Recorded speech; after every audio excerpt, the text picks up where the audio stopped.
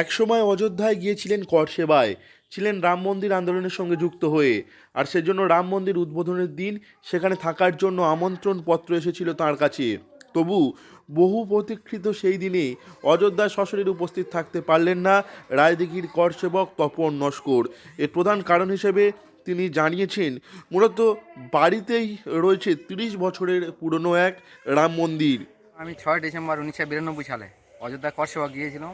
গিয়ে আমরা রাম মন্দিরকে আমরা যে বাবরি ধাঁধা ছিল সেটাকে আমরা নির্মূল করে রাম মন্দিরে প্রতিষ্ঠা হয়ে যায়। ওখান থেকে ঘুরে এসে মন্দিরটা করেছি, অযোধ্যাতে ঘুরে এসে।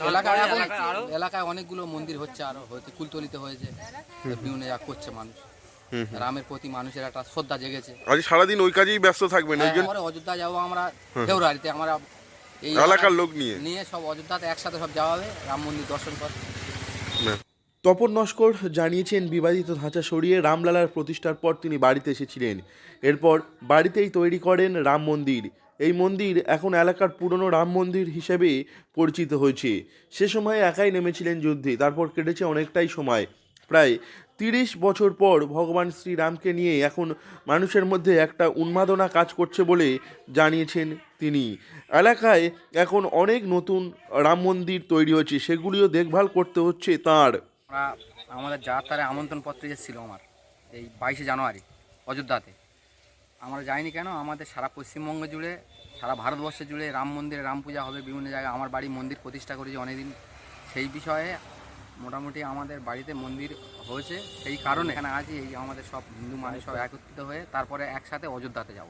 অযোধ্যা রাম মন্দির আন্দোলনে যাওয়ার পরে আমি এসে এখানে একটা ভাবলাম যে এখানে আমাদের একটা মন্দির করা দরকার, রাম মন্দির তৈরি করা দরকার। সেই হিসেবে আমার বাড়িতে রাম মন্দির প্রতিষ্ঠা করেছি। মন্দির আমরা ফিরে পেয়েছি, এর তারা আমি খুব আনন্দিত।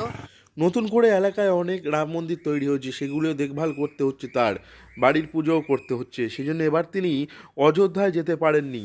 এই সমস্ত কাজ মিটলে গ্রামের অনেক মানুষকে সঙ্গে নিয়ে পরের মাসেই অযোধ্যাতে যাবেন তিনি।